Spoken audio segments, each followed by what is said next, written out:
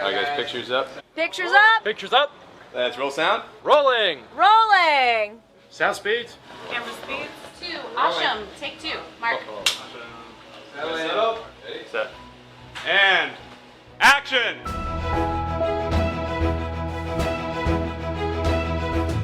Welcome to the Penn Cinema Podcast, your behind-the-curtain connection for movie news and reviews. Now here are your hosts, Penn Ketchum and David Moulton. Welcome to the show. I'm David Moulton. And I'm sure it's fine. I mean, Penn Ketchum. Welcome. we butchered that because I was cracking up because the last thing David said before he pressed record was, "I'm sure it's fine." Well, we did something without our normal checks and balances. Right. And rather than stress over it, I was just like, I'm sure it's fine. It's fine. we'll figure it out. I'm David Mullen, and I'm sure it's fine. We're so grown up. Dude. I feel like I should have worn a more formal suit than the one I'm wearing. Well, with as hot as it is in here, that's probably good you didn't. It is hot in here. Yeah. What the hell? Yeah. It's, you know what I think it is? It's not, like whatever air is coming in, it's probably not changing from outside because it's not like enough of a change. Yeah. It's not hot as much as it's just humid. It's just there's a storm coming. Right. So this is our end of the world show. Yeah. Shortly, we expect during the show that the storm of the century is going to hit the building and we're going to hear the rain through the roof in the microphones. Right. So, and maybe we'll lose power halfway through. One can only hope. Oh my God. I was just talking to Brooke downstairs about working during a thunderstorm is so stressful because when you lose power in a movie theater, it's a hassle. You know what I mean? Yeah. Because most of your customers are completely understanding and fine, but a lot of them want to get jiggy with it and to talk to you about, I'm getting a refund. I want my money back. I want to stay for the end and still get a refund. Yeah. I want a free ticket, which is fine. Like, I mean, if you know Penn Cinema, you know that we always make it right. We always make it right. So the hassle is partly dealing with the customers who are getting sparky or salty or whatever you want to call it. But then the other hassle is just the physical, like you got to run around the booth and turn all the projectors back on and get everything fired back up. And there's 15 projectors running at any given moment. So you got to go deal with 15 different systems and you got to send your ushers. Now, we have some great ushers today. I mean, we always do, but today we have some specific rock stars rolling. My point is, what's stressful about running a movie theater during a thunderstorm is that even if you don't lose power, you spend all afternoon thinking about if you worrying that we're going to lose power any minute. You know what I mean? So you can't like settle it. You can't relax. You spend all afternoon being nervous. Now you don't have backup generators or anything, right? No, we're old school. Yeah. We looked into it and it was like a massive amount of money. Oh my God. It's such a pain. Oh, you have them at your work or somewhere? Yeah, because we have freezers and stuff. But when the power flickers or goes out, like all the computers are on backup batteries. And so when they flip back up, it's like all these beeping noises and everything. I mean, and everyone's like, "Well, you can keep working, but do you want to?" Right, right. know? So yeah. So anyway, so that's where we're at, recording live, and it didn't stop us though. We're not scared. No, I ain't scared. A little sweat. No, come on. Yeah, come on. So we're skipping the news today because mostly because there is none, but also because we are doing the first ever full-on pre-planned triple feature legit review movie instead of review. just like I'll say a couple words about it. Like we've got full on. We planned to full on talk about these movies ahead of time. Yep. And that's why we just skipped it. But plus, it's good that we did because, my word, the trailers this week, like there's not only is there a lot, but quality. Yeah, I think they're. Oh shoot, I forgot. I missed one. I accidentally skipped over one. So you'll have to talk to us about that one. But yeah, I mean, there's a lot of good ones too. Yeah, I will tell you that this is a hard trailer of the week for me because there is one that I feel is the best trailer of the week. But then there's one that's the movie I want to see the most this week. Right. And it's hard for me to go, what do I vote for here? Yeah. Like my heart or my mind? Yeah, there's 3 movies on here that just absolutely grabbed me. Like, I can't wait to see them. All right, well, let's just start at the top. Lilo and Stitch opens on Memorial Day. Yeah. This was our first full-on trailer. Am I right? I know there were some teasers and stuff like that. This shows a little bit more of the story. This movie is getting good early buzz, it seems like, which is great. But I'll throw a snarky comment out there. Okay. All right, let's hear. This movie looks great, and I'm looking forward to seeing it. Reminds me a lot of E.T. If I was an internet troll, I would say I like this movie better when it was called E.T. I like this movie better when it was called Lilo and Stitch, the animated movie. Is what people will say. What did you think of the trailer? I think this is a good trailer, and I think that of the live-action adaptations, it looks the most fun. Because it's already an established world where there's a crazy cartoony character and a normal person. And I think that that's why it works instead of these other ones where it's all cartoony characters like The Lion King. You know, it's like all animals or it's supposed to look like animals or I don't know. They're not trying to make it look overly realistic. That said, one of the few complaints I've seen online is that they feel like it's been toned down a lot. So the difference between this and E.T., from what I understand, is a little edgier. Is that that Stitch is a criminal, right? And he's like, of course, he's wacky, right? But he's also dangerous, criminal. Yeah, and so it's supposed to be like, even the people chasing him are supposed to be a little bit more scary. Well, also, E.T. is a beautiful, fun, almost like a coming-of-age fish-out-of-water story. It's not a straight-up comedy. Right. Not even a comedy, period. Right. Even though there's some funny beats. I thought there were some really funny moments in this Lilo and Stitch trailer. I think the casting of the little girl is great. And this is making Memorial Day looking pretty promising. Listen to Mission Impossible. Mission Impossible opens the same weekend. Can we just pause for a moment and reflect on the fact that my professional life right now is pretty much chaos. Yeah. Because there's so much happening. The building is covered in sawdust and there's construction walls everywhere and there's a dumpster parked out front, which I hate. And did you see the walls in the hallway downstairs? I was going to ask, what's up with that? They're prepping. So if you've been in Penn Cinema Lidditz lately, they are prepping the walls for paint. And as anyone who has ever painted a room knows, the first thing you do is go clean up all the pinholes. So the advanced team went through this week and scrubbed the walls and I don't know what the right word is, shellacked the little pinholes and the places where there's a little damage. But the end result is picture a camouflage pattern that instead of various shades of tan, it's either blue or white.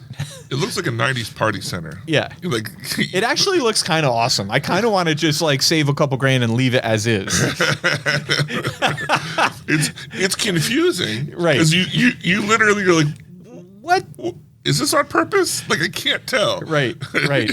I swear to God, I would like to keep it as is because I think it's pretty wild looking. But the problem is it does not look professional. You know, it doesn't look like you said, it doesn't, you're not sure that it's on purpose and, you know. But anyway, so my point, the reason why I went down this little rabbit hole is because come Memorial Day, that bar is going to be, that bar will have been open for 2 months. Whoa. The new concession stand will have been open for a number of weeks, and our outdoor patio will be up and running. So, like, all of this is going to be, like, I'm excited to see some movies on our list that are coming out when all of this construction is going to be behind us. Yeah. It's really, I cannot wait. And we're using Speedwell Construction out of Mannheim, and they're doing a great job. Josh and Ben and the gang, they're all doing great. But I cannot wait to get all these guys the hell out of my building. You know what I mean? Like, I hate having all these people walking around. You know, I'm here a lot, not nearly as much as you are, obviously, but I love seeing all the progress, like how much has changed in the short period of time between the last time I was here. I'm like, look at those lights. Like, the fun part is, for me, as someone who doesn't have to deal with it every day, is that it is cordoned off, but you can still see in from outside. So you still get glimpses of like what's going on and the excitement that's coming. And I'll say, if you're local, this particular weekend, March 21st, 22nd, and 23rd, it's going to be a short little window of no wall in the lobby. Whoa. Because Friday we take down the wall from around the bar, but we don't put up the new wall around the kitchen until Monday. Oh. So Friday afternoon, Saturday, and Sunday, the lobby is going to look how the lobby is going to look. Really? Except for the fact that when we're all done, it'll have a new concession stand. Yeah. But the new concession stand pretty much goes on the exact same footprint as the existing concession stand. So therefore, this weekend, which I just can't tell you how excited I am to see, like, we're not going to be able to start serving drinks because we still need to finish all the inspections from the liquor control board and whatnot. So I'm not saying that this weekend we're going to be able to serve you a drink, but this weekend you'll really get a glimpse of like, oh snap. So is there going to be a temporary concession stand for? Yeah. Yeah? Yeah, we're spending almost $10,000 to erect a temporary concession stand in the lobby, which is going to look a little bit nicer than Lucy's lemonade stand from Peanuts. I mean, only a little. Only a little. No, I'm serious. That's big news. I'm serious. It's an incredible amount of money to build this Oh, no doubt. very small little pop-up concession stand. No doubt. I mean, we said we weren't going to do news, but I'm pretty sure that was all the news. That was all the news. We actually had news. All right, back to movies and stuff. All right, so Lilo and Stitch opens Memorial Day. Yeah. Then in August, the day before I race Leadville, Freakier Friday comes back. Yeah. Yeah. I missed this first one. I think I was not the demographic age bracket for it when it originally came out. I don't think you were the gender for it either. Yeah, but I know that it's popular. And I think that this looks like an appropriately well-made sequel. I think that they mixed it up just enough to make it worth, if you were like grew up with the other one, you probably will enjoy seeing this. I completely agree. And the twist on this one that I think makes it fun is it's not just that the two girls, the daughter and her mom, are older, but now there's a granddaughter and a grandmother involved. And the granddaughter's friend. Right. I don't know who they are, but friend or cousin. There's now 4 people who are all swapped. Yeah. Which I think makes for a fun extra level of chaos. Yeah. I agree with you. I think this looks like a worthy, I don't know if you call it a sequel or a reboot or whatever you call it, but it looks worthy. No, it's a sequel because they reference in the trailer, this happened to us once before. It's the same actors. Yeah. Jamie Lee Curtis and, what's her face? Lindsay Lohan. Lindsay Lohan, yeah. Which everybody remembers from Parent Trap, right? And this. And this is her, part of her, I don't want to say it's part of, but she's making a comeback. I hope so. I really was rooting for her. I've been rooting for her. I feel like she's I don't know. Yeah, I mean, she's had a tough road. Yeah, now she's back. All right, now this is the one I missed. Life of Chuck. All right, this was a teaser. I think this is going to garner a lot of buzz. We'll see how good it is. It's based on a Stephen King story, but it was unclear as if it was something that he recently wrote or what. And I think it's Tom Hiddleston is the main guy, and the trailer doesn't really tell you about anything. It just shows what I'm assuming is pictures of him throughout his life, and it stars everyone under the sun that you would know.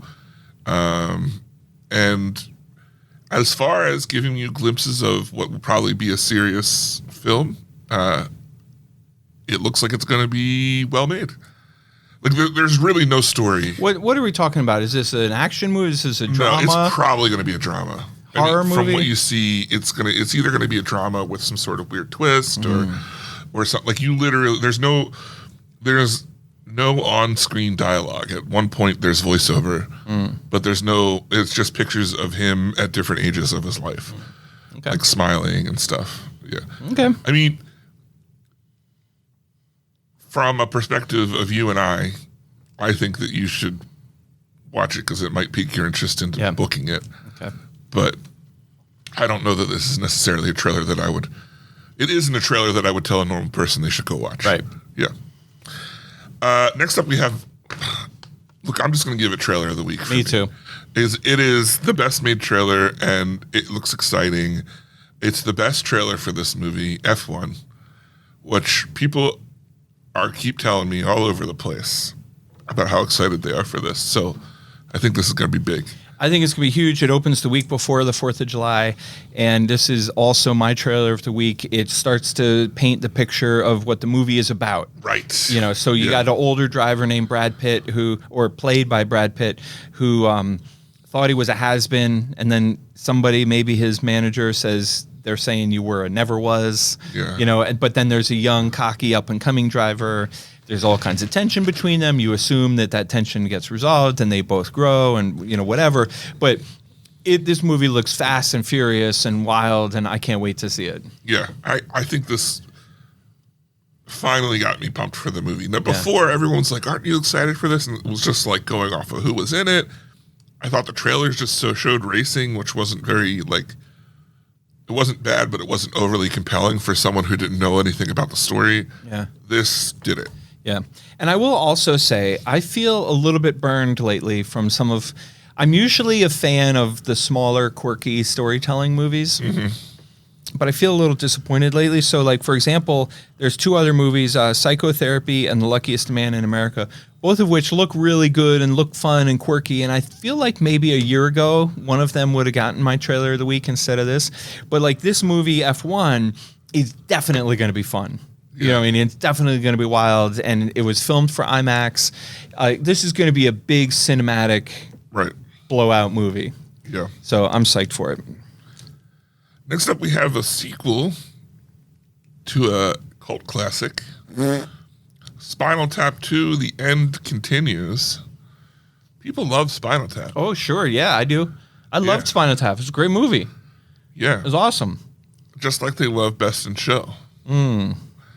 But I don't think the second Best in Show did very well.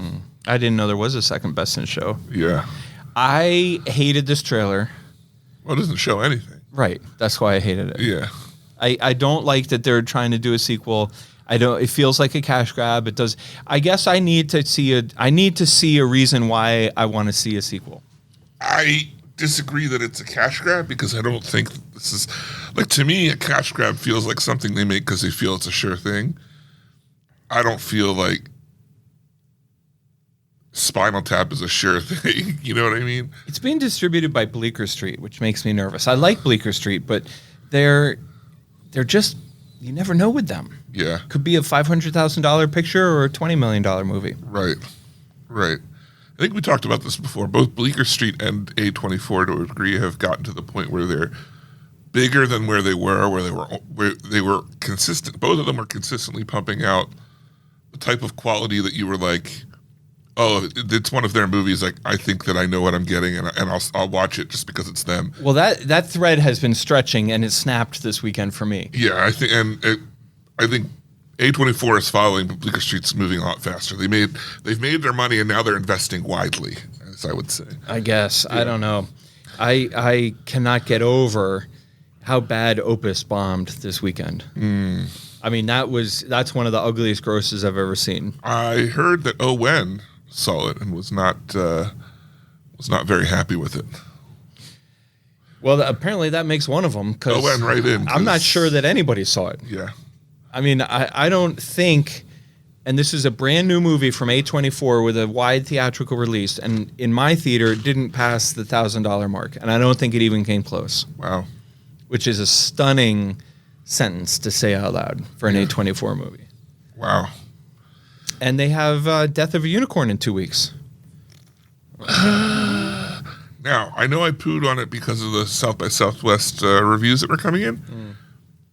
More wider reviews have come in and are praising it. So okay. We'll see what happens. Okay. Well, next up, we have a movie. I'm curious to hear what you think of it.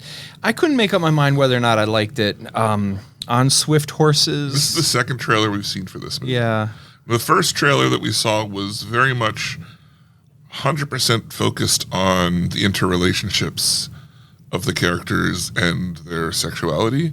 And I thought this was a much better trailer made. It was much more wider. story-wise, why it might be called the title. It's revolved around the racetrack and stuff. I think that this looks like it could be good. Here's my thing. If this is going to be a fun gambling... This is not a fun movie. Right. This is a drama. Yeah. Yeah, this is not a fun movie. But the problem is the trailer, there's some clips in the trailer that make it look like there's gambling and it's fun and, But I think you're absolutely right. I think it's heavy. I think it's going to end up... It's a heavy movie, yeah. I mean, I'm interested. Let me know how you like it. Yeah. No. When I watch it at home. Is that I what you're thought saying? the mission was getting you to... What was it? What was your The mission line? was getting you to watch Lilo and Stitch. Yeah. I thought the impossible mission. All right, next up we have a very close runner-up for me, a movie called Psychotherapy that stars Britt Lauer, a.k.a. Helly from Severance. And this movie looks completely original, fresh, quirky. It's a dark... Why are you grinning at me? I'm just surprised that she went with a guy that I didn't even know who he was. And That's a she. Oh, see there. I'm surprised she went with Britt Lauer and not what the star of the movie. No, but Buckeyes. Yeah, the guy from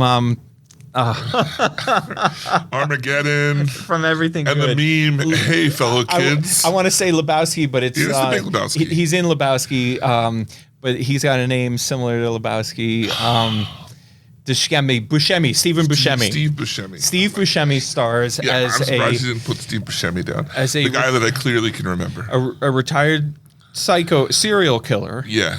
And this guy hires Steve Buscemi to help him write a book about, I don't know what, maybe it's just like a murder mystery or something. And but then it creates all kind. It kind of I'm going to blank on the movie, but it reminds me a little bit of Burn After Reading.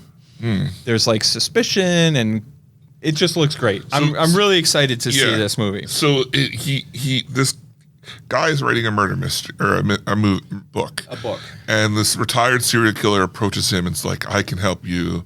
Oh yeah. Get into the mind of a serial killer. And then through a series of events, Steve Buscemi comes over to the author's house to meet but they said, what are we going to call you so people don't know what you really are? And he says, we'll just call you a consultant. Counselor, thank you.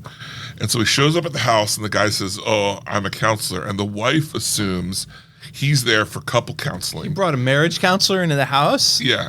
And so thus begins the series of the serial killer pretending to be the marriage counselor to this author and his wife, all while telling the author about what it's like, what the mind of a serial killer is like, which makes the author start to suspect the wife wants to kill him. Right. But somehow she kind of thinks that he also thinks that she's trying to kill him. Or she thinks that he's trying to kill her.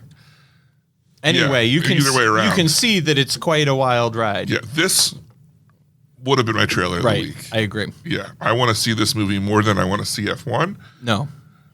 But, that's just me. You're wrong. You want to see F1 more than this. I mean, I want to see F1. But keep in mind, I only now just want to see F1. Right. Okay, last but not least, based on a true story, game show history, the movie is called The Luckiest Man in America. Now, it comes out on April 4th. We're recording this on March 16th. Yeah. I've never heard of this movie. It opens in 2 weeks, maybe 3. So, what are we saying? I'm saying that nobody comes to see this movie if it comes here. That look made me think it's probably not. Right. No, you're absolutely. That's what I'm saying. Like, when it's 3 weeks before opening day and I've never heard of it, there's not a very good chance it's going to open. Right. I think it looks interesting because it's a fascinating story. So the premise, but it also looks like they've played it up big time. This is a movie that I want to see on TV while I'm folding laundry. Mm-hmm. It's about the story of the guy who watched a game show and figured out what it took to win, and then got on the game show and just kept Beat winning. it. Yeah. And the panic that went on behind the scenes to get him to stop without them looking like they had rigged the game and the whole time. I don't know. I don't really get it. It looks fine, but whatever. Yeah, it looks interesting, and I would watch it, but I'm also not going to go out of my way to see it. The only thing that really puts this movie on my radar in terms of wanting to see it is that it is a true story.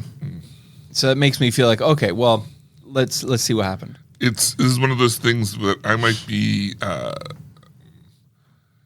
saved from watching because of the loaf of Yof going on. Oh, the loaf of Yof. Because I probably won't be on something that I can watch it on, which saved me from watching Electric State and having to have an opinion on that trash heap. Oh, well, it's funny because I have all the services. Yeah.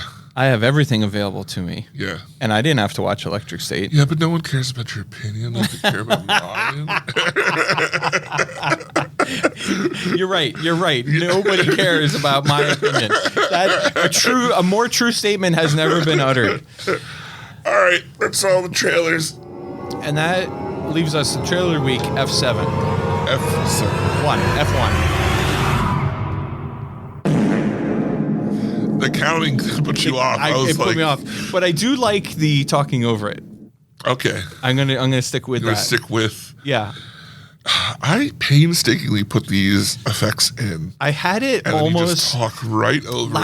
Last week I had it almost perfect. I would have said perfect. You were calling it perfect. Yeah. From an outside perspective, who sees you with all your already pre-perceived flaws, I think that you reached perfection. I should have, we should have ended that bit last week. That should have been the last. The last time that it. Yeah. Tell you what, we get it perfect again. Okay, and that'll be it. And then we have to get a new one. A new one. Okay, perfect. All right. So this week, as David mentioned earlier, we are doing the first ever. It's not the first time we've reviewed 3 movies. No. But it's the first time we've reviewed 3 movies on purpose. Yeah. Like, not just I also saw this, but like we decided beforehand we were going to see 3 movies, 3 different movies. Did you see all 3? No, I mean, we each of us watched 2 movies. Yeah. Only one of them we both saw. Right. But that was pre-planned. Right. Yeah. All right. So let's start with the ones that, I'll talk about the one I watched, you talk about the one you watched, and then we'll conclude with the one we both watched. Sounds good. So I watched Black Bag. No, that's the one we both watched. I watched Novocain. Okay. And I did not like it. Did you see my Letterboxd? By the way, all right, in that case, we need to talk about things. Yeah. Because I watched Mickey 17. Okay. And gave it 3 stars. Mm-hmm. Which was basically like saying it's like trash for you. But what I'm trying to do now is 1 star, here's my system. 1 star is a bad movie, I didn't like it. 2 stars is, it wasn't really good. Right. 3 stars is, I would recommend it, it was good enough. Yeah. 4 stars is, I really liked it. I really was entertained. I enjoyed the movie. That was really fun. Right. And 5 stars is, I enjoyed the movie. That was really fun. And also, I found it inspiring or insightful or somehow, had an exciting impact on my worldview or, my philosophy. He finally gets what a 5-star ratings means. Right. So I can't remember if I gave Novocain 2 or 3, but I think I may have given it only 2. This was a pretty disappointing ride for me. Yeah. And the reason why I say that, I'm fairly sure I gave it 2. The reason why I say that is because the whole premise of the movie doesn't hold up. Right. The whole premise of the movie is that he can't feel pain, but he can suffer injuries. Right. You know what I mean? So he has to keep lotion handy in case he burns his hand on something. He has tennis balls on all the hard corners of the tables in his office so he doesn't bump into them. And he doesn't like to chew because he's worried he's going to chew his tongue off, And he meets this woman and he falls completely madly in love with her, but then it turns out that the whole thing's a setup. She set him up because her and her brother were planning to rob the bank that she and the main character work at. So she targeted the assistant manager, got him to fall in love with her, couldn't get the bank code, and then they pretended that when they robbed the bank, they took her hostage. So then Novocain goes on this wild ride to rescue her, not knowing that she's just with her brother. She was in on it, which I guess was an okay plot. It's fine, but he can still, if you shot him, he could still die. And he has all these incredibly traumatic injuries, and yet continues to seem to keep going. He's not a superhero. Right. He doesn't miraculously heal, and yet he keeps throughout the movie, he keeps accumulating injuries that should have stopped him, if not killed him. It's funny that you say he's not a superhero, because this is the exact same premise of Kick-Ass. Okay. They've made 2 movies. The whole idea is that Kick-Ass doesn't feel pain. Okay. And that's why he becomes a hero, because he can take a punishing. Okay. But again, can still die.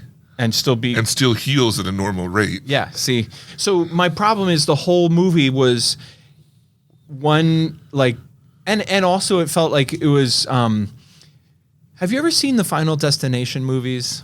I mean, there's enough. You know the premise, and it feels every scene in this movie felt like it was put there as a creative means to have him suffer a creative, new, different type of injury. The trailers for this were exciting at the beginning, and as time went on, because I had people who were like, "Oh, you're not seeing Novocain? Don't you want to go see that this weekend?" And I was like, "No." It's the number 1 movie in the country. It's yeah. Number 1 movie. So the trailers in the country. I think that because we watch all the trailers and we dissect them and critique them, and we know what a 5-star rating is, right? And we understand a 5-star rating system, right? That the premise was overplayed. It was clear that the trailer painted the picture and that there was no more picture. Right. That this was it. Yeah. And this was all there were not going to be, other than obviously the girlfriend thing was meant to be the big. Did you know that not until the end, or did you know before? I knew about a third of the way through. Okay, so they reveal it early on. Now, I will say there was one bit that just absolutely killed me. So these 2 cops are trying to solve the bank robbery. Mm-hmm. And one of them is played by a woman I never seen before. And the other is played by Mike from Veep, the redhead, mumbling, bumbling press secretary. Mm. And he's at one of at the initial scene when they're assessing the bank robbery, and there's blood everywhere and chaos and destruction. And he goes, "I picked a bad week to quit drinking."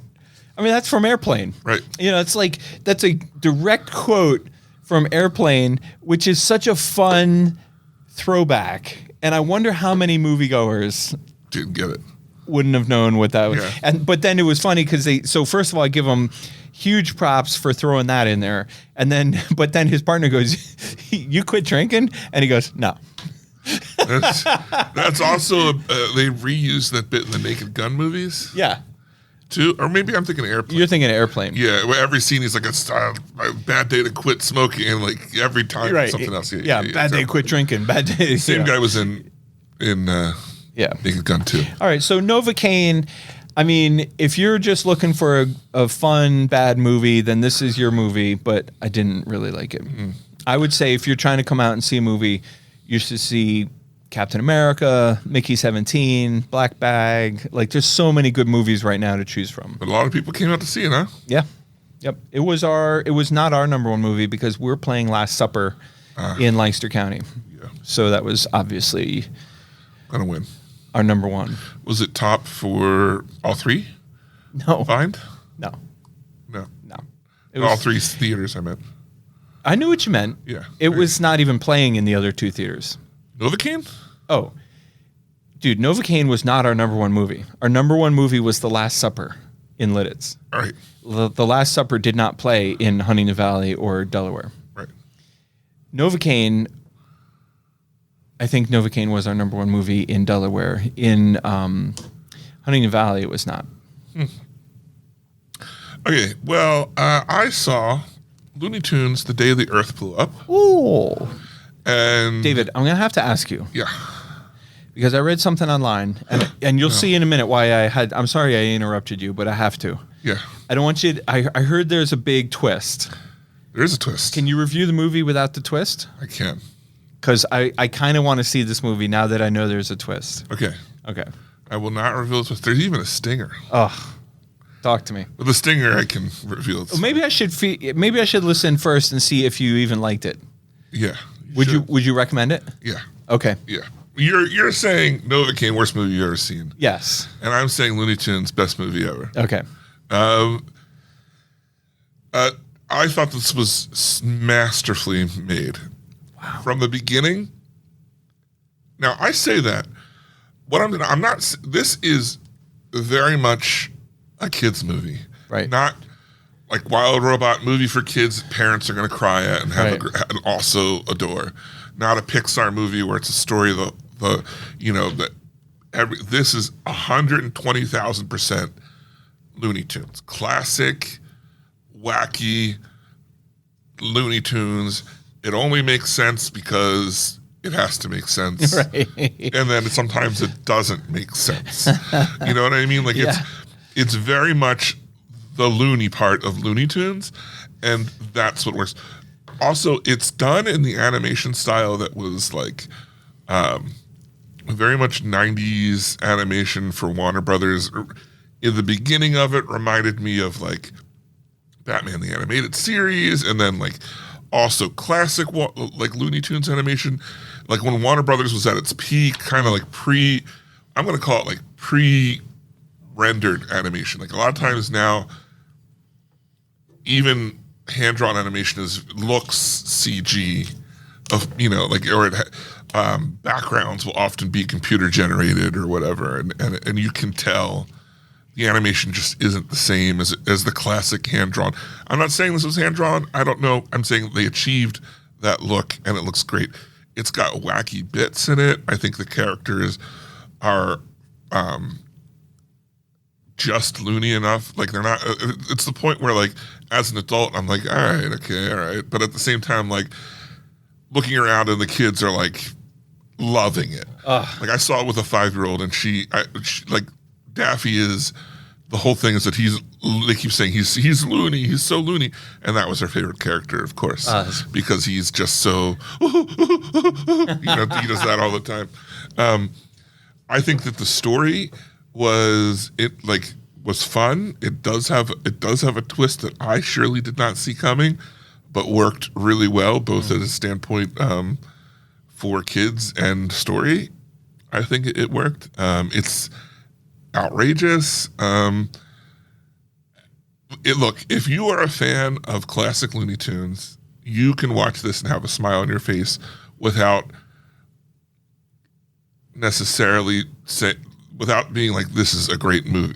You know what I mean? Yeah, I got you. It's clearly a kid's movie, so I can't be like, oh, it's a must see for all ages or anything. I'm like, if you can smile and be like, oh, this is what I remember, and I would enjoy showing this to a kid and being in the other room and knowing they're watching it. You know what I mean? Yeah. So, best movie I've ever seen. Awesome. And they're like, nobody stayed through the credits because one, most of them had kids, so of course they have to get moving.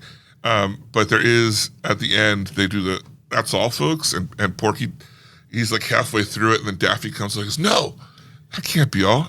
We got to leave it open for a sequel."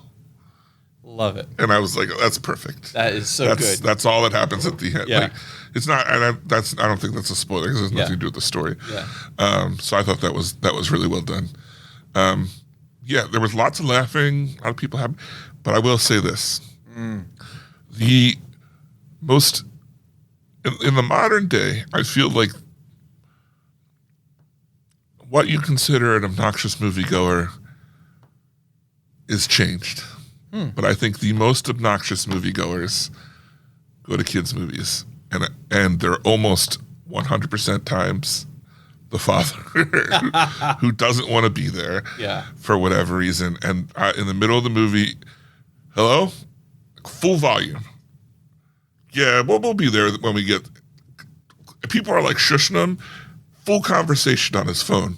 Oh my God. The middle, and it's like, what are you, like, it was very clear he was just, watching TV with his kids. Right. And I was like, that is crazy. I mean, whatever, kids talking or whatever, Sure. it's a kid's movie. That's what Yeah. it's going to happen. But yeah. So, but other than that, it was a very enjoyable experience. Okay. All right. Well, that brings us to our feature film, jointly reviewed, Yeah. seen by both of us. Seen by both of us. Okay. Yeah. I gave this movie 4 out of 5 stars on my Letterboxd account. Right. I what would you give loved it in it. the Penn Cinema podcast? The Penn Cinema podcast, I would give it best movie I've ever seen. I will also say best movie I've ever seen. Yeah. But I would agree that if we had a 5-star rating, it would be a 4. Yeah. This movie was almost perfect. The thing, so I'm going to borrow a phrase that I read from Goonies Jason, which I think he stole from Encyclopedia Brown, Whoa. which I think he stole from Jason. The manager here? Yeah, manager here. Yeah. Wow. His review was all thriller, no filler. Right? I mean, it's a short movie by modern days, by any standards. Yeah. It's a relatively short movie. It gets to the plot right away in the very first scene, like opening pictures. It's like Friday. And Yeah. then, the movie wraps up by the following, I want to say Monday, something like that, Sunday. And, Sunday, yeah. And like every scene matters. There's no long, thoughtful staring off into the distance. Like their dialogue is great. The plot is great. There's some comedy. There's some action. There's some intrigue, if you will. I just thought it was almost a perfect movie. I would agree. I think that's also its worst aspect. Tell me more. Because I felt like, if anything, I needed a little bit more character development to understand who everybody was. You are literally just dumped in. Yeah. And there's no establishment of Michael Fassbender being this super guy you learn that while he's already in the process of like doing the thing that you should be impressed that he's doing, which I mean, I was halfway through the dinner scene before I was still like, what is even happening? Like, I don't like what's going on. The other thing and this is probably a me thing, is because it moves so fast and you don't have any establishing character development. I was also halfway through the dinner scene before I was able to like clock their accents and like fully understand what everybody was saying, which would make me want to watch it again to catch the first like 10 minutes. It's interesting you would say that, because I did not have any trouble understanding it. Well, not after that I didn't, but it was like everybody was talking so fast. Like you need a minute or two for me to like get someone's accent and like understand. What was your favorite scene? Because to me, my favorite scene is everything you need to know about this movie, and it's why, in fact, I want to see it again. Really? Yeah. The dinner scene when he's interrogating and he says, "Everybody say your New Year's resolution about the person to your right," and then when she gets to and it kind of builds in tension until he reveals, the girl's boyfriend reveals that he was sleeping with someone, and the girl takes her steak knife stabs his hand to the table, to which nobody like really overreacts. No. You know what I mean? Like, it's so well done. Like, it clearly registers as like not okay, but nobody like runs from the table or tackles the girl or, you know what I mean? Like, it's definitely just like, it sets such a level of, like, these guys are in a different world than you and me. Right. Well, they've all been drugged at that point. Slightly drugged. Well, they're not out of their minds. They were given some kind of truth serum or something. Yeah. So there's a little bit of altered, but it's not like she didn't know what she was doing or that they were high or anything like that. Well, so that drug removes your inhibitions. Right. So that's why you'll say what you mean. I just thought it was a really well crafted scene that built up as it went around the table. Each revelation, each interaction got worse and worse and more tense until finally, it all built up and the lid blew off the pot and she stabbed his hand and pinned it to the table. And then, the next morning, the guy's walking into work with his hand all bandaged up like nothing ever happened, and you find out the two of them are still together. You know, because she's like, well, I've done stuff too. You know. Yeah. Yeah. So I just thought it was like that was such a fun scene, and I thought the whole thing was great. I really enjoyed this movie. One of the things that really drives home how good it is that at no point did I know what was happening. Right. Like you weren't positive. I didn't. I never knew where it was going in a good way. Yeah. Like I wasn't able to guess. There wasn't foreshadowing. It all worked really well. So the basic premise, for those who don't know, the term black bag is when you're in the spy business, like us. Yeah. When it's the term that they use for people in their life when they can't talk about something, because when they travel they use a black bag, and they said, well, that's black bag. I can't talk about, you know. Just can't. And you ask a question. There's no follow up. It's just that's black bag, and that's the end of it. That's the end of it, because that's how it has to be for. Yeah. To work in that, because these are all is it MI6 probably. It's the British intelligence. You know how some people are like, oh, I wish I was more athletic. Yeah. Or I wish I was a talented musician. Right. I wish I was a little bit taller. A little taller. I wish I was a baller. Right. Wish I had a girl, because then I would call her. Right, exactly. Yeah. Yeah. All those things. Yeah. I would be a terrible spy. What? But I always thought that being a spy would be so dope. Yeah. Like I would love to be good at remembering things enough to be a good spy. Well, and I'm not even going to flatter myself. Even if I had a great memory, I feel like a lot of times I don't see the third or fourth layer of plot. You know what I mean? Like, yeah. Like I just think like it's so like spy like in the movie business. Yeah. Like I'm currently rewatching. I think it's called The Good Shepherd with Matt Damon. You know, it takes place in the 50s, and you know, and it's just so like it's so cool. Like I just love a good spy movie. And this particular movie, Black Bag, nailed it. Like absolutely nailed the genre. Yeah. So I would highly recommend seeing this movie. Would you be a good spy? Would I? I can't answer that question. Black Bag. Black Bag. Who says I'm not? Right. See? Exactly. They always say spies are like reserved and quiet and everything, but maybe you're like, maybe that's your front. Yeah. I only seem to be loud and absurd. Right. When really inside, cool, calm, and collected. Esse quam videri. Black Bag. Right. Okay. Yeah. All right. Well, so the review this week, I gave Novocain worst movie I've ever seen. Yeah. David gave Looney Tunes best movie of all time. Yeah. And we're both giving Black Bag best movie we've ever seen. Jackpot. Yeah. And seriously, if you're looking for something to do, come see this movie. Yeah. I completely agree. Yeah. Next week we're going to watch Alto Nights. Alto Nights. Yeah. Do you feel bad that we're not watching Snow White? No, I think no. Pre-sales have ticked up For Alto? for Snow White. I think it's going to end up doing. I think it's going to be a $50 million movie. I kind of want to see Snow White, Yeah, me too. but I'm definitely going to see Alto Nights, and maybe I'll see Snow White. we don't review Alto Nights. It'll be gone the next week. Maybe. Yeah. So It certainly won't make it past April 4th when the same studio brings out Minecraft. yeah. Yeah. So I think it'll be the more interesting movie to Right. see. So maybe we'll have a Snow White callback at some point. Maybe, but yeah. no guarantee.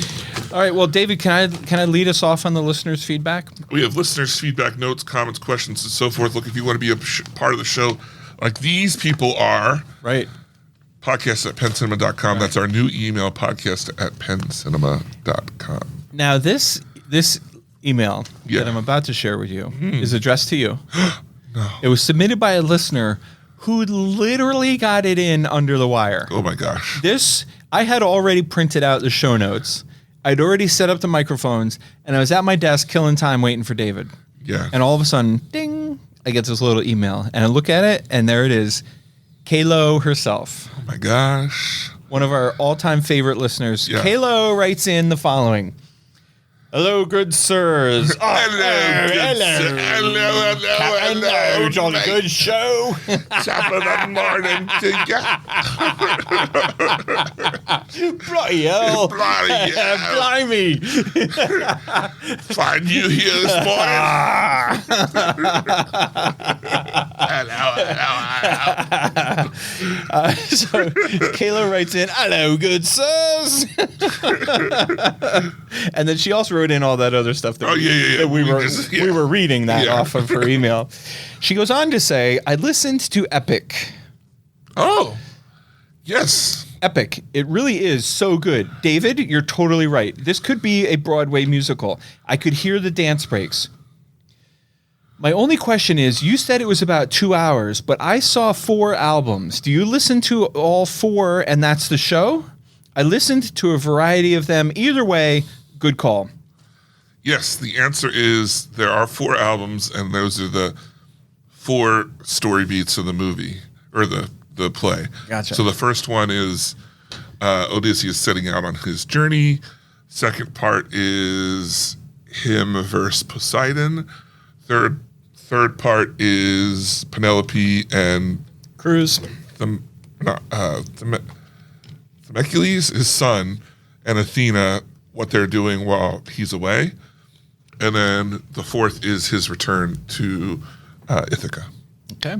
And I listen to them. You can find a playlist on Spotify or on YouTube that is all of them put together, and it plays out like a 4-act play. Yeah. They call it.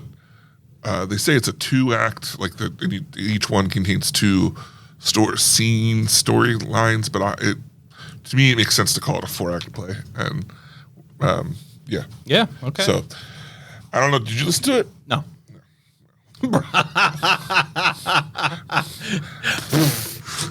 No, Kilo, you should listen to the whole thing. Like, make your dad listen. Yeah, well, she's probably got the kind of dad that would go along with that. Yeah, probably. Yeah, nice guy, puts up with stuff. Yeah, exactly. Yeah, what a guy. We were just remembering the time she abused her father with a prank that sent him running to the other room. What? In fear. It was the only time he had ever been fully pranked, tricked, completely got over, scared the shit out of him. What was Yeah, it? he still has bad dreams. She did that prank where you stick your thumb inside a hollowed out egg and they make it seem like Jurassic, like the egg is hatching, but you just pull that out of the fridge. Yeah. Yeah. And I mean, I know it's not hatching, but I still screamed like a little girl. Sure. He knew it wasn't hatching. It scared the shit out of me. All right, next up, Don DeMond. Don DeMond. He says, David, can you remind me why Mission Impossible: The Final Reckoning took an extra year to produce? I thought it was supposed to be released last July. You are correct. Attaboy. It was supposed to release. I think that they bit off more than they could chew. I think it wasn't finished. Then we had the writer's strike. I think that's a lot of what happened. And then they just kept adding on. Also, with the name change, there was, I'm not going to say the other one didn't perform by any means, but they took the negative response that it did have into consideration and how they should change this movie, and I think that had a lot to do with it as well. So I think, and I would agree, the other one, while I enjoyed it, was not as good as the rest of them. I think the bad guy was AI and all that stuff. Anyway. Yeah. He also says he's got some reviews for us. He says, Black Bag, greatest film I've ever seen. I was really excited for this one based on the trailer. Fassbender and Blanchett were really good. Having Brosnan as the top spy was fun, loosely harkening back to his Bond days. I'm a big fan of Regé-Jean Page since I met him during Bridgerton. He literally met him there. And could just watch and listen to him talk. He also says Novocain is a fun pizza-type movie. Enjoyed it, but don't expect it to win any awards. Yeah, fair enough. He also wants to note that he's watching The Pit. It's basically ER 2.0. He has some ideas for us. Yeah. He says, here's some ideas. Simple. Tell a friend. Simple ideas. Yeah, like never over the top. He says, ways to support the show. In a rumor that he's making up right now, he's heard that Penn is so in shape when he runs the Ironman, he excels saying, listen to exhales. Exhales. Yeah. Sorry. He exhales Yeah. saying, listen to the Penn Cinema podcast Right, instead of gasping. That's no rumor. That's true. Like, is it? Yeah, that's fact. Yeah, fact. He says, if you were to take a satellite drone view of Penn when he's swimming, he doesn't swim in a straight line like the others. He spells out, listen to the Penn Cinema podcast. I appreciate him noticing. I mean, a lot of times people overlook that, but it takes a lot of extra work. A lot of guys swim point A to point B, but no. Yeah. I put in the extra work, the extra time. I appreciate the notice. He said, just like the guy who bicycles and makes dinosaurs and stuff in his town, he says, in your hometown, Yeah. you do listen to the Penn Cinema podcast on these littered roads. He's talking about Strava maps. Yeah. And this is the app that follows your cycling route or actually your running route, either Yeah. one. And it's actually, I appreciate the joke that he's making, but it is a real thing that people will run around towns or bike around streets in such a way to spell things out and draw pictures. And some of them are like intricate and crazy. That dinosaur thing is Yeah. real. Yeah, that he right. said. Yeah, Right. yeah. And I've seen all kinds of like funny drawings that people have done. It's pretty wild. Yeah. So I appreciate him. And I Yeah. appreciate the shout out. So thanks, Don DeMond, for stating only facts about Penn. Right. Yeah. Next up was our big one. Oh my God. I had to literally interrupt people and tell, like, I was at a function and I had to like stop and tell some people. Yeah. That's right. We heard from Texas. Oh, yeah, we did. Texas Keith wrote in, and congratulations. Yeehaw! He says, Keith here, listening from Dallas, Texas. Dallas, Texas. Yeah, he says, I travel for work up to Wilmington, Delaware on occasion and love y'all's location there when I'm trying to pass the time on Sundays or after work. Most recently, saw Mickey 17 in IMAX this past Sunday. Love the podcast, particularly like hearing more about the behind the scenes of running the theaters and y'all's take on new trailers and industry news. Keep firing shots of us down here in the Lone Star State. We can take them. I'll keep trying to spread the Penn Cinema pod down here where I can. Thanks for listening, Keith. We're so glad to hear you down there. I did look. We do have consistent downloads in Texas. So I was like, hey, look at us going out there. It was interesting. He didn't mention any of your exes, Yeah. which I guess, is that like a code? Is that black bag? Yeah, that's definitely, well, I mean, they're my exes for a reason. Right. So he knows better. Right. He knows better. I love it. I love it. Did you see my response that I sent to him? Yes. Yeah. So anyway, I just used him. He's like, I said, it said, don't mess with Texas, and it just showed the Penn Cinema podcast bursting in. What's up? Yeah, what's up? Right. Here we are. I have always wondered why the Lone Star? Yeah, when clearly we're a star. No, I'm saying like, the Lone Star State, like how did they, I'm going to have to research how they got their nickname. How they got it? Because like, so you start in a new state and you get everybody together and you're like, hey, let's make a flag. Yeah. And Single star. What are we going to put on it? And the guy's like, let's put a bunch of stars on it. And then the president of America was like, hey, we already did that. You can't do that. And the guy was like, what if we only did one star and two stripes? And then Congress was like, well, I guess that would be okay. All right, this is what you want to do. Now, I saw something on the interwebs, Impossible. and I don't know if it's true or not, but they were saying that the Lone Star State flag is like, if you take the American flag Yeah. and zoom in on the lower right, if you're looking at the flag Yeah. and you zoom in on the lower right corner of the box, Yeah. that's the Texas flag. It's the lowest to the right star with the two stripes coming into it. I haven't investigated. Like, I have a flag sitting right there. We could look at it, but Yeah, it's impossible. I don't know if that works out. Yeah. That flag over there? Yeah. It's too far away. That's. We'd never be able to confirm in our lifetime. We also got a note from Frodo. Did you see this one? We don't need to get into it because we've gotten into it before. But she wrote us to remind us what she had once explained to us in great detail. Yes. That Joseph Campbell may or may not actually be a dweeb. Basically, she was like, he's fast food for mythology. Right. Yeah. I took that more as a letter to you. personally. Because you were like, how about this book about... Yeah. How about this book that shaped my worldview more than any other book in the history of books? And I read it when I was 18, and it completely defined how I approach everything in my life. Yeah. And she was like, yeah, that's a chicken McNugget. Yeah, come on, dude. Yeah. Get deep. Yeah. I'm always telling you. That's for shit. Come on. Right. You can get deeper than this. You can be better. All right. That takes us to our next part. My favorite. What's up with you?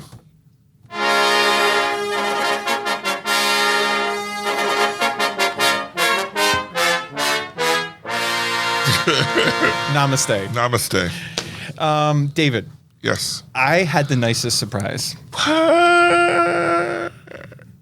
You've heard me talk on this show before. How I'm watching a show and I'm really into it and enjoying it. And this great episode happens. Yeah. And then it's only at the conclusion of said great episode that I find out, oh shit, that was the season finale or the series finale or like somehow like the show's over. And I'm like, oh my God, I'm like heartbroken. Yeah. Right? I'm caught off guard. I'm not ready for the cliffhanger. I'm not emotionally ready for this. All right. So Amy and I are watching the season finale of Severance. Yes. Now, did you know it was the season finale before you watched it? Well, David, the astute listener is shouting at the radio right now because they're like, we haven't had the season finale yet. Amy and I watched, I don't know what number episode it was. It might have been 7 or 8. And it's the short one with Mrs. Coble up in the ice town. And that looks like it's off the like Newfoundland. Anyway, we watch that and I'm like, oh my God, that was the craziest way to end a season I've ever seen in my life because none of the main characters were even referenced. Right. Well, that's not true. They were referenced, but none of the main characters were involved. It was a total sidetrack. And I said to Amy, like, I hate this. This is all. I can't believe they ended the season like this. I'm completely upset. And Amy was like, I know, it's so weird. So the next day I'm talking to my friend who had talked me into watching Severance in the first place. And I was like, dude, I mean, the episode was great, but that's an awful way to end the season. And he's like, there's 2 more episodes. Come on, dog.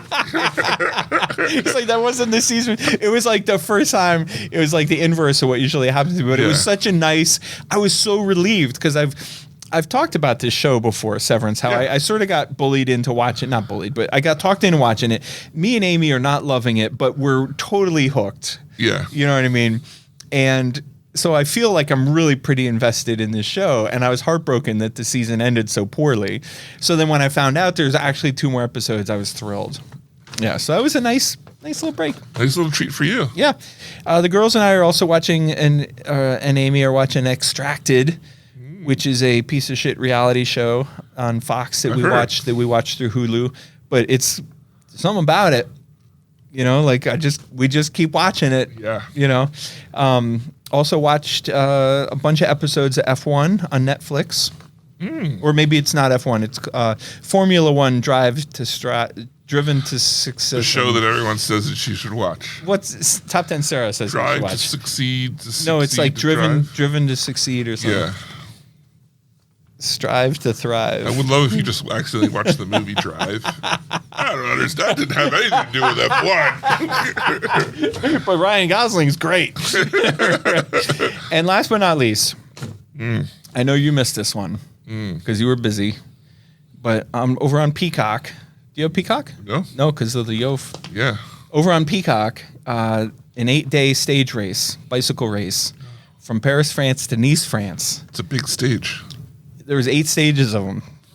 That means it's like playing the Super Bowl 8 days in a row.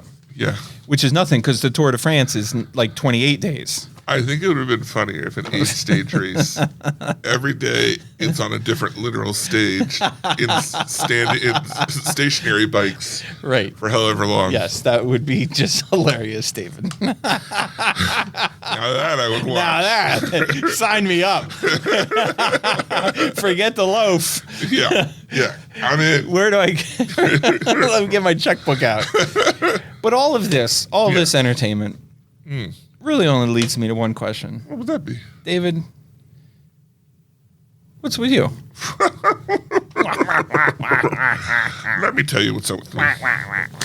Invincible had an absolutely fantastic season finale. Oh, were you aware that it was coming? aware. Yeah, you were tuned in. Yeah. You knew what time I knew- it was. Yeah. I knew what was up. I knew what was up. You weren't oblivious. And I hope it doesn't take forever for the next season to come out because the show is really good. I've been playing Stardew. Other than that, I haven't really done much of anything. I mean, I saw 2 movies this weekend, so that was a lot of my entertainment time. So, And you're a hardworking man. that's the truth. Yeah. Yeah. Working hard or hardly working? I refuse to answer black bag. right. All right. Well, next week we'll be back with Alto Nights, starring Robert De Niro and Robert De Niro. Robert De Niro. As Robert De Niro. Right. Oh, I didn't watch it, but I turned on for a little while and watched a little bit of Goodfellas. Okay. Speaking of Robert De Niro. Yeah. He's so good in that. Scorsese, right? Yeah. Yeah. Brilliant movie. Look, if you want to be a part of the show, Penn, the best way to do that is to write us at podcast@penncinema.com. Let us know what you've been seeing, what you've been thinking, what's been going on. If you're from a state we've never mentioned before, Oh my God. I want to know. Yeah. I gotta know. I need to know. I looked. We are in the Flatlands. No, Dig it. not in the Dakotas. What about Kansas? Because here's the thing. I think we're in Kansas. I want to do Unbound. Okay. And if you live in Kansas, you probably heard of Unbound. Next summer. I'm assuming that's a race. Of some Yes, sort. it is a race of some sort. And I would love somebody from Unbound to be a moviegoer who listens to the Penn Cinema podcast. So if you are, dear God, please, podcast@penncinema.com. Yeah. Now, Penn, look, Yeah. that's how you can be a part of the show. But say you want to support the show. Yes, I got a good one. What's the number one way somebody could do that? The number one way, Yeah. above all the many ways, Of all- the above them all. dozens Yeah. of ways that you could help the show, we are fine-tuning our drink menu for the new bar. Oh. We're going to serve... Now, listen, I'm going to make some jokes here. But before I do, I want to just tell you, like, all kidding aside, Yeah. the drinks at this bar are going to be world class. Yeah. Like, you are not going to go somewhere else in Lancaster and get better drinks. This is not like, oh, I'm going to a movie and I'm going to buy a shitty drink on my way into the movie. Yeah. I'm telling you that the drinks that you buy at our bar are going to be world class drinks. Wow. Fresh ingredients, everything. You know what? I can't wait. What's that? When we were like, I think this movie will do better, and I think this movie will do better, and then we were like, let's have a drink contest. You think? And people can vote on what they order. Oh, it could be. It could be. All right. Speaking of drinks. Yeah. So we're going to serve an old fashioned. That's the name of a drink. It's called old fashioned. We're going to call that drink the Corleone. We're going to serve, I forget what's in it, but a pretty fancy gin-based drink that we're going to call Top Gin Maverick. Yeah. Right? There's going to be a tequila drink. We're going to serve a rum drink that Kayla named Rum and Rummer. And I decided we're going to spell it with a B, like R-U-M-B, R-U-M-B-E-R, Rum and Rummer. Tequila, vodka, actually any of them. Gin. You better have Sambuca. That's my drink. I'm saying margarita. Give me some creative ideas for this. Give me now. Listen, I have a finished menu. We already know what we're calling all of them. But what I'm saying is, if you come up with a better idea, I'll use your idea. See, I think so. I like Sambuca, just like 2 fingers, like not a shot, but like a slow sipper. That's my go-to. You do that, you call it the Italian Stallion. There you go. That's an example. That's a great idea. Yeah. All right. Well, that's one way. One way. If not the number one way. Right. You could support the show. Right.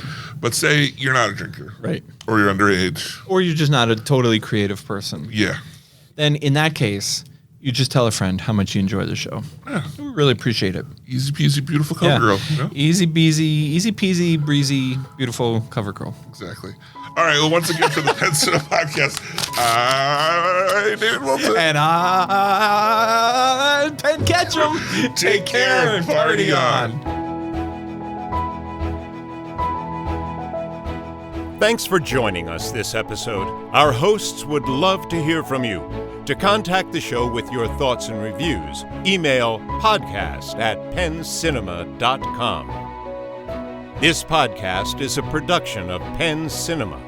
Escape to the movies at Penn Cinema, featuring crisp digital projection, killer sound, reserved seating, and premium power recliners. With locations in Lancaster, Pennsylvania, Wilmington, Delaware, and Huntington Valley, Pennsylvania. Showtimes and tickets available at www.penncinema.com.